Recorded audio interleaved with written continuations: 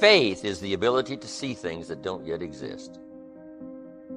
Faith can turn difficulty into reality, positive reality. Here's what faith is for. Number one, faith is the ability to see it as it is. Faith doesn't mind seeing it as it is because faith is a miracle worker. Faith does not ignore the negative. Faith uses the negative. Because if there was no negative, there'd be no need for faith. If everything is okay, what would you need faith for? You need faith because it isn't okay. Now, what isn't okay? Who knows? The situation that isn't okay. So here's what faith does. Number one, faith does not ignore the negative because faith now stands as the miracle worker if you let it work.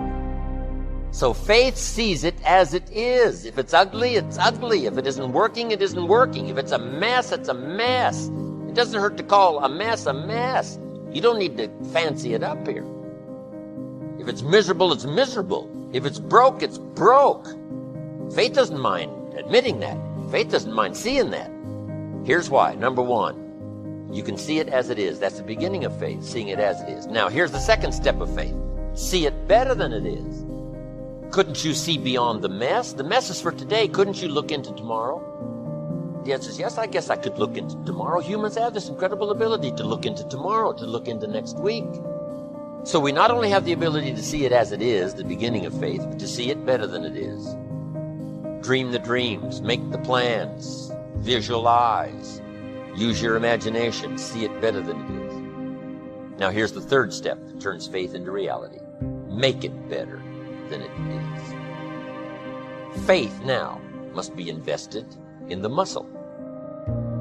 But if you invest faith now in the action, you can take any situation and make it better than it is.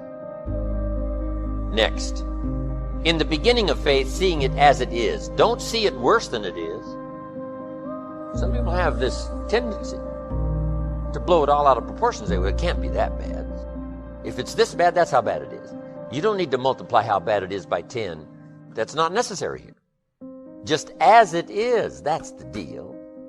Don't see it worse than it is. Now here's the next unique key to faith. Don't see it for more than it can become. There's a thin line between faith and folly. Yes, it's possible to see yourself as a millionaire, but not overnight.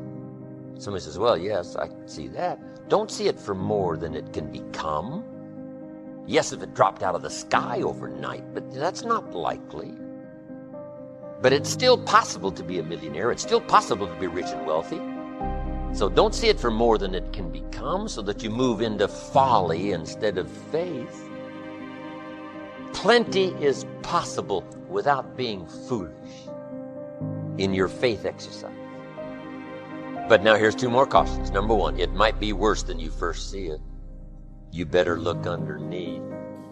Because sometimes you just look at the surface. You better take a look so that you can really see it as bad as it is. Not to overblow it now, but to make sure you see it as bad as it really is. Now here's the next one. Give yourself a chance to understand that it could be far more in the future than what you can first see. By faith, here's all you can see. But you take the first step. Take the first step of what you can see. But give yourself a chance to be able to see it for more than what you first see. On a foggy night, if all you can see is 100 feet, here's what you do. Walk that first 100 feet, now you can see another 100 feet. You can't see the 200 feet. But if you can see 100 feet, you walk the first 100 feet, now you can see another 100 feet. So I'm asking you to take the early steps of faith. Whatever you can see it possible to become, start believing that. Have faith for that. And I'm telling you, as that starts to exercise, you'll be able to see it for more and for more and for more. The possibilities will start to increase in your own imagination. I made a t-shirt one time that said, faith don't make it easy. Faith makes it possible. All you want is the strength to get through your life. See, in life, everything that happens to you, there's a lesson in it. There's a lesson in it for you. If you look at it, whatever happens to you, just look at and view life that you're a student of the universe and say, what's in here for me to learn? You know, I've been going through a lot lately. Somebody sent me a plaque. You know what it said? It said, on the days that I feel like I'm not going to make it. On the days that it feels like I can't endure anymore, I think back on my track record for surviving all my bad days. And so far, surviving all my bad days, my track record is 100%. It ain't about the money. I know a lot of very, very rich people that's miserable, not happy at all. I can bet you most of you are happier than most of the people I know. And I know some very, very wealthy people. And money don't make you happy. It helps you through a lot of situations. Really, other than that, it's a lot to come with money. But if that's your desire to get more of it, you got to ask God for it. If you want to be happy or successful, you got to ask God for it. Most people don't have the life of their dreams because you don't ask God for it. The scripture says, you have not because you ask not. It's a very simple scripture, but listen to me. If you up your ask, he will up his give. If you change what you ask God for, he immediately changes what he gives to you.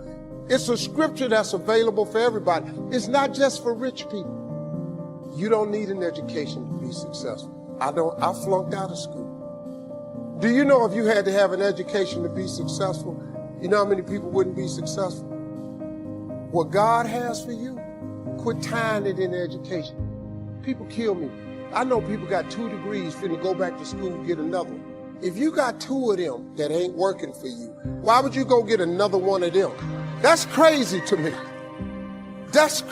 I know people that's mastered and PhD'd up, ain't even working. You don't need that. And here's the last, my challenge for you. It comes from the old prophet. Here's what he said. If you work on your gifts, if you work on your abilities, if you work on your skills, if you work on your gifts, they will make room for you. They will make a place for you. If you become attractive, you'll have an attractive place. If you work on your skills, they will put you in an unusual place. You don't have to worry about the place. It is right now being prepared for you to qualify. And if you work on your gifts, gifts of language, gifts of intelligence, gifts of faith, gifts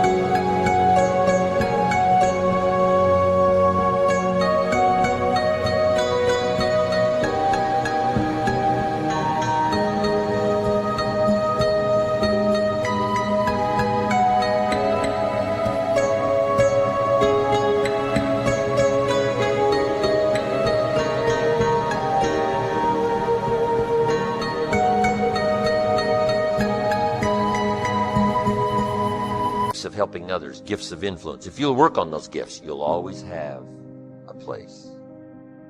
I got to be one of the great examples. Look where my gifts have brought me to this place. I worked hard on my gifts. I worked hard on my skills. I worked hard on my delivery. I worked hard on my ability to affect other people with language and words and experiences. And then my gifts brought me to unique places now around the world. A unique place in Australia, a unique place in South Africa, a unique place in Bangkok, a unique place in Singapore.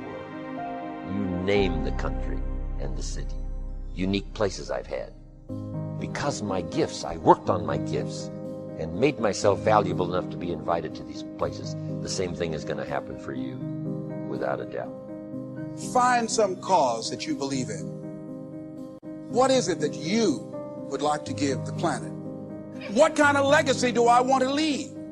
What kind of statement do you want to make with your life? What 3 things you want said when you die? What contribution do you want to make? I don't know what you want to do. I don't know what you want to achieve with your life. Here's what I know about you. That you have greatness within you. That you have things and gifts and talents that you've been bestowed with. That as you work consciously to cultivate and bring them out and develop a sense of purpose in knowing that your life can make a difference. Decide to make and leave a legacy with your life. I say to you that the planet will never be the same again because you showed up. So, I now leave here, but I have a promise. I will not leave you behind. I'll take you with me in my heart and in my thoughts. God bless. You're not supposed to know. You're not supposed to know. Life is a mystery. If you take away the mystery and everything was certain, you wouldn't need faith.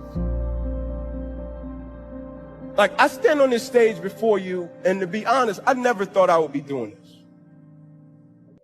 They put me in public speaking in college. I dropped the class on the second day. I despised it. As I was walking out, I'll never forget, I told my buddy, I said, I'd never be needing that.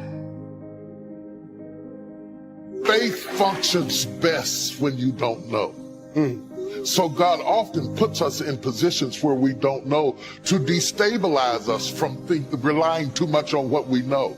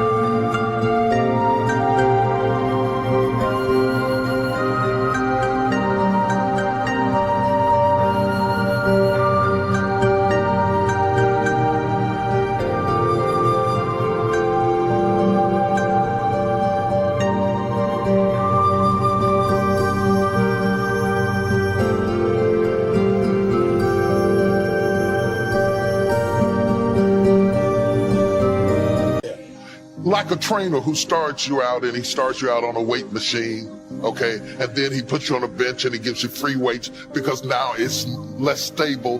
The less stable it is, the more muscles you build. Finally, he puts you on a ball where everything's unstable, and when he puts you on the ball, he's building up your core.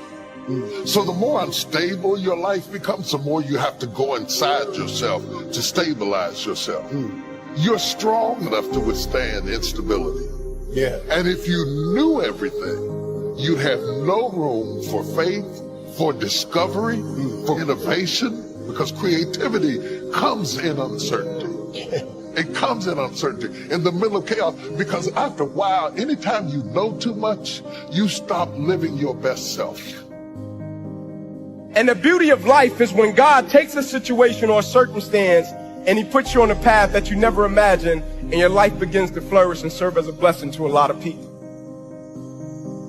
But more times than not, you hit extreme chaos or extreme opposition on the way to getting to that point. Right? Like you think about the 9/11 incident. I travel a lot. Senseless act. A lot of people lost their lives. Right? And I remember reading an article, and in this article it spoke about the other side of the situation. And it talked about that morning, it was a wife and a husband, and they had a daughter, right? And the wife went to the husband and she said, can you please take our daughter to kindergarten this morning? And the husband said, I really got some meetings I need to be at in that building. And the wife said, can you please do it? He said, I really got some meetings I need to be at. And the wife asked him one more time, can you please? He said, all right, I'll do it. Guy ends up taking a whole day off, ends up sparing his life. One gentleman on the New Jersey Turnpike, accident happens. He's frustrated, he's mad, he can't get to work. Accident ended up sparing his life. One gentleman got a new pair of shoes that day. He's walking, he gets a blister on his foot, he's going back home to change his shoes. He get there, ended up sparing his life. One guy went to a donut and coffee shop, went to get some donuts and coffee. As he's coming out of his shop, somebody spilled some coffee on his shirt, went home to change his shirt, ended up sparing his life. The other side.